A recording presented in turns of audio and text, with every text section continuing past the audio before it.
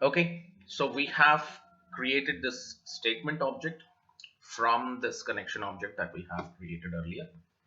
Okay, and what is the next step?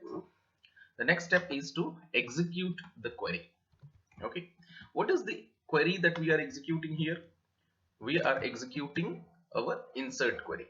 Let's see, this is our insert query. Okay, and this insert query that we have created as a dynamic query, okay, which we have already seen what kind of value this dynamic query contains earlier. Okay, and that dynamic query is what we are going to execute, which is an insert type of a query. And what this insert query comes under? Insert query comes under the category of DML queries. Okay, that means data manipulation language queries. Okay, so what are the other examples of data manipulation language queries? We have insert, we have delete, we have update. Okay, so these are the DML queries: insert, delete, and update. And any of these queries, when we want to execute as part of the JDBC statement, JDBC code, then we have to make use of a special method which is called as executeUpdate. And where this method is available? It is available in our statement interface. Okay, so let me take this statement object stmt and call this method called executeUpdate, and let me show you how it looks. Statement object dot execute update. Okay, and this is the executeUpdate method. There are so many versions, or there are so many overloaded methods of executeUpdate method, as you can see here. Okay, let me show you close up.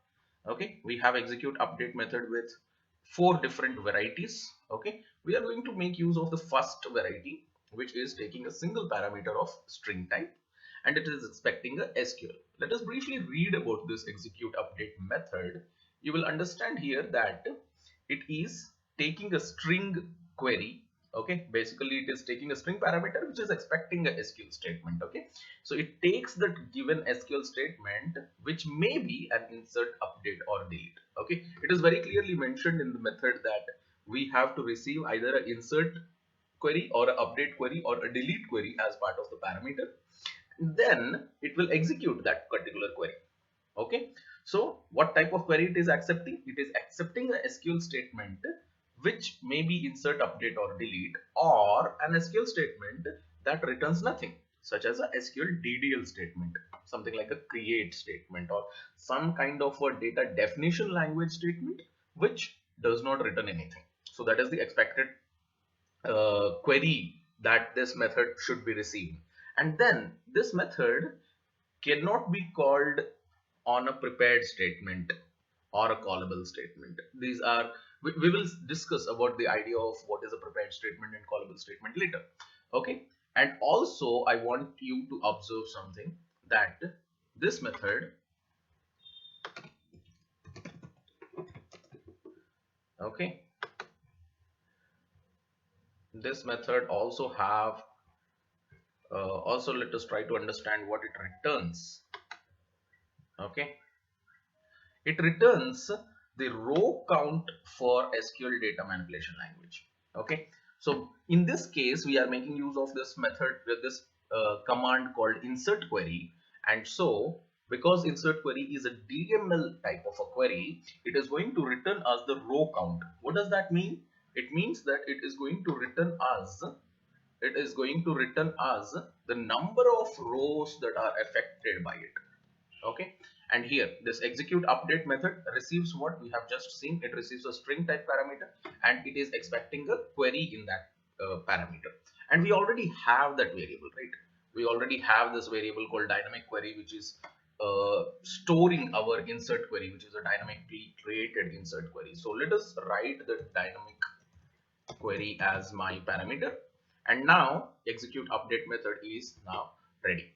Okay, so the idea is, when we are trying to run this query, or when we are trying to run this particular statement called execute update statement, what it is going to do, it is going to run this query in the database and going to give us a result of the number of rows affected by it. Okay, now that might be a little bit overwhelming. Okay, and so let us try to understand what is happening in the background by referring to a kind of a diagram. Okay, let us go to a diagram to understand this. So let us consider this as an example. This is a very simple drawing of I'm representing MySQL database server and I'm representing the code here. And you can see this method is insert user with string name, string email, and string password, which is the same method that we are developing in our code. And it also contains this dynamic query. It contains the step 1, step 2, and step 3, as well as step 4. Okay, now the idea is, in this diagram we will try to understand what these each of the steps are doing as part of the program, so that we make a better understanding of what is happening at this particular step. Okay, so first step is this, right, dynamic query. So what is happening here? We first of all are creating what? We are creating the dynamic query. So let us first of all assume something. Assume the values of these three parameters: name, email, and password. Okay, let us assume what the values of these three parameters are. Let us assume that I have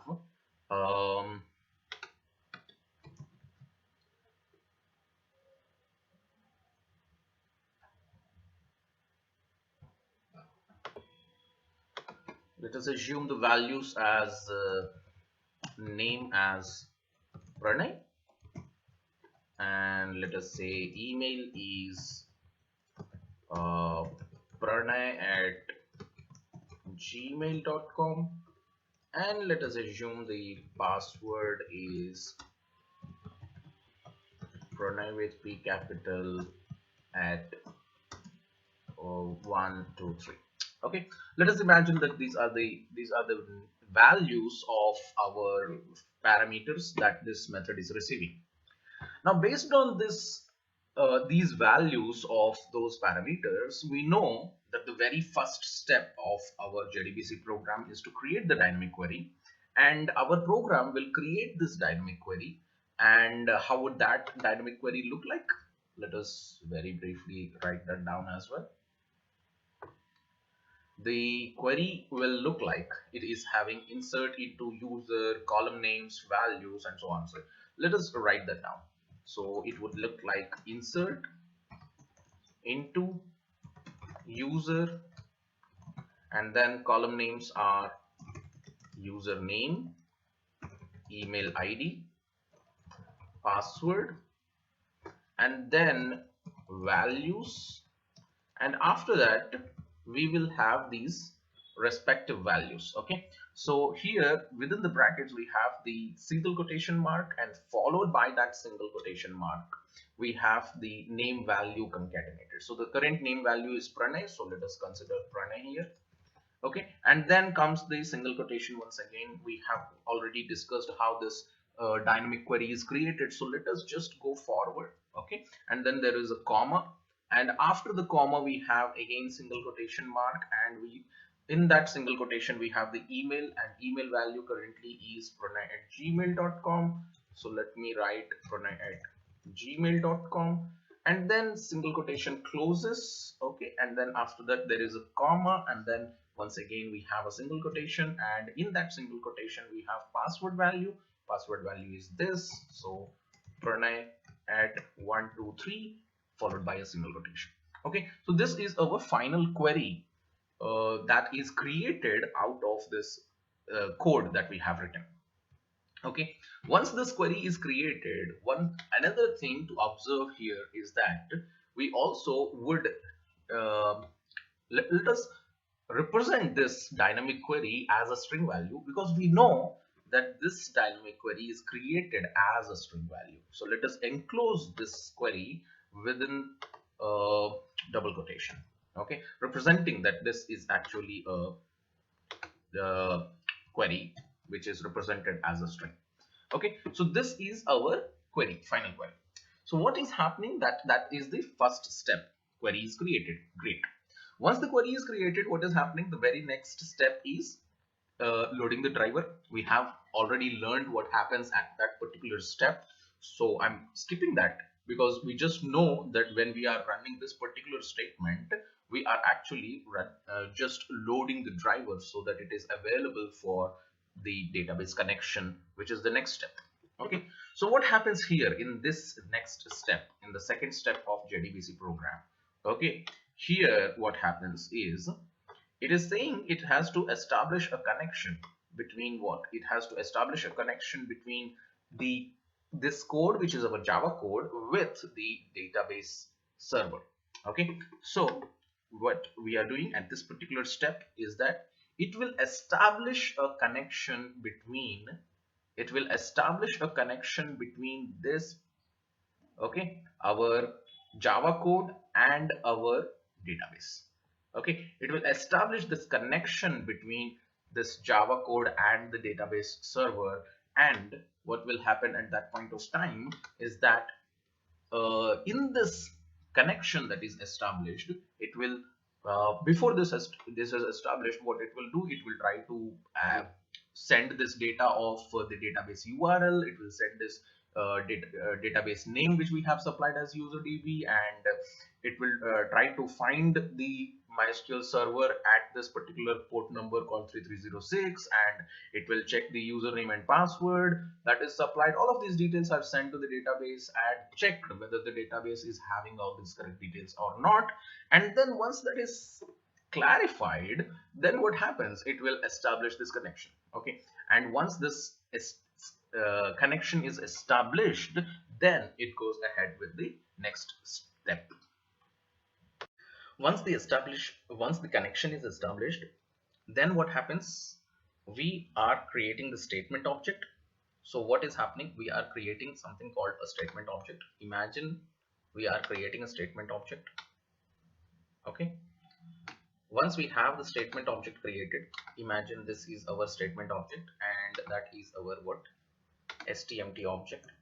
Okay, once our statement object is created, what we are writing on that statement object, on this statement object, we want to run a method called executeUpdate. Okay, and we want to run executeUpdate method on this dynamic query. What is our dynamic query? It is our insert query. Okay, insert query is a DML statement. Okay, insert query is a DML statement.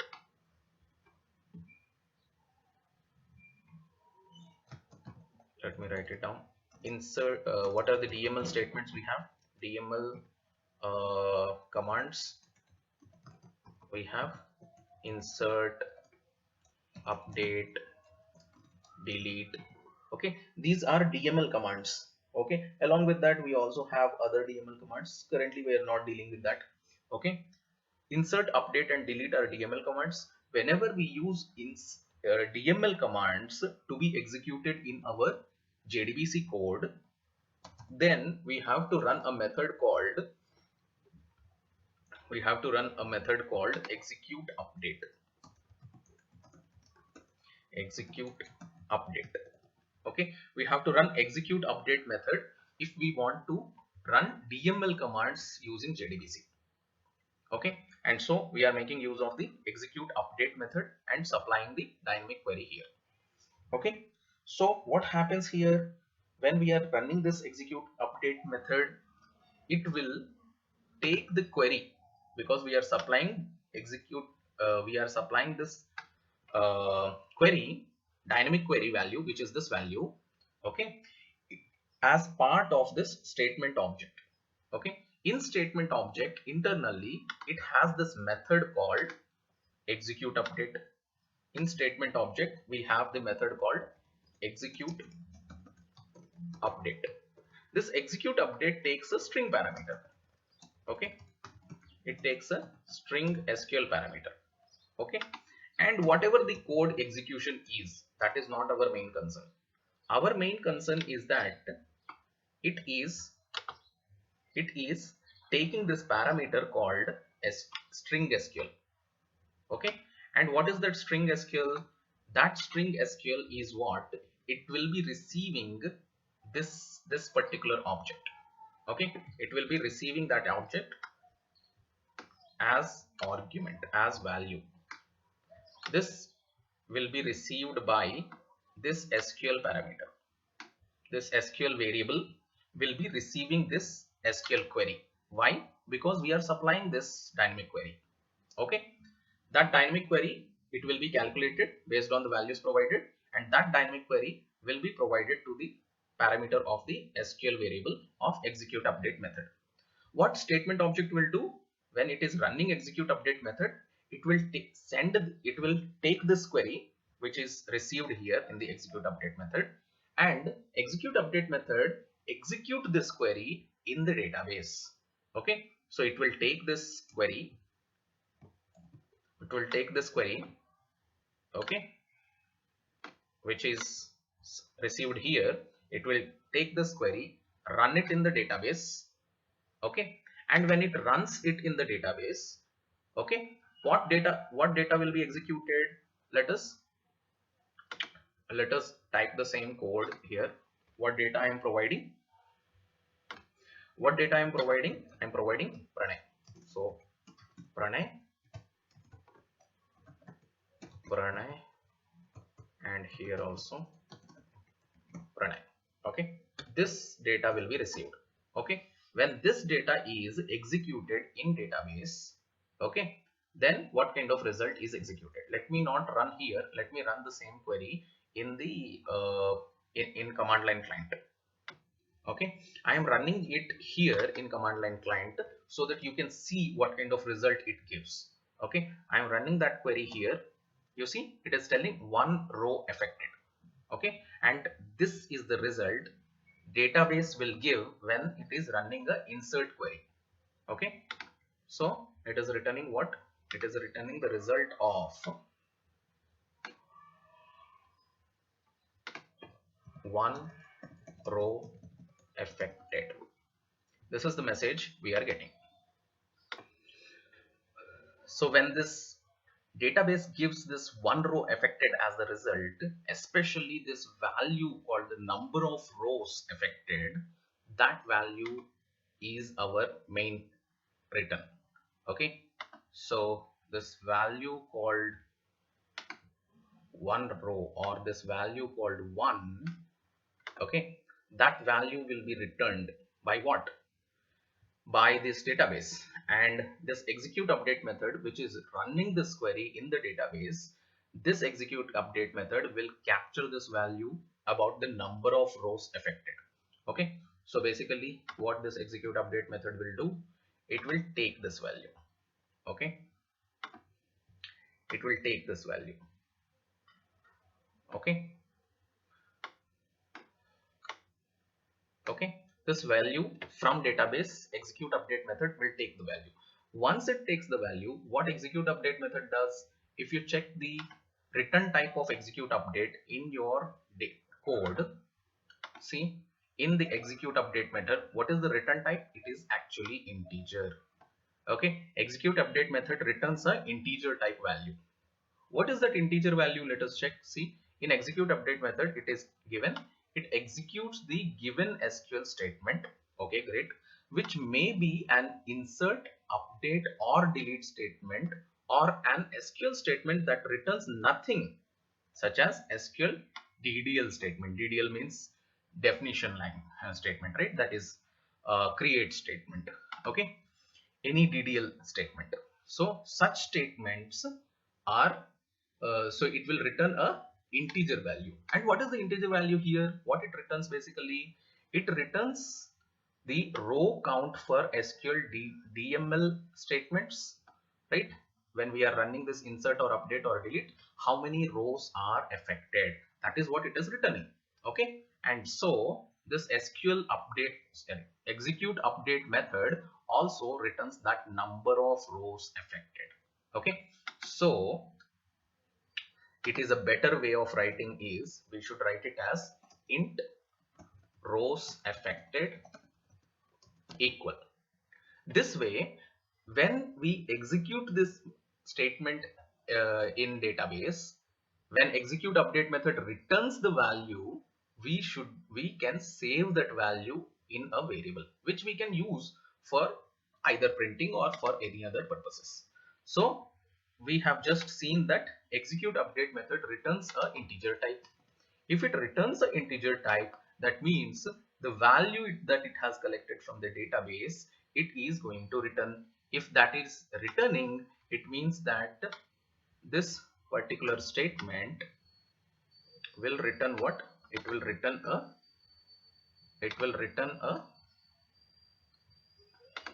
value of number of rows affected.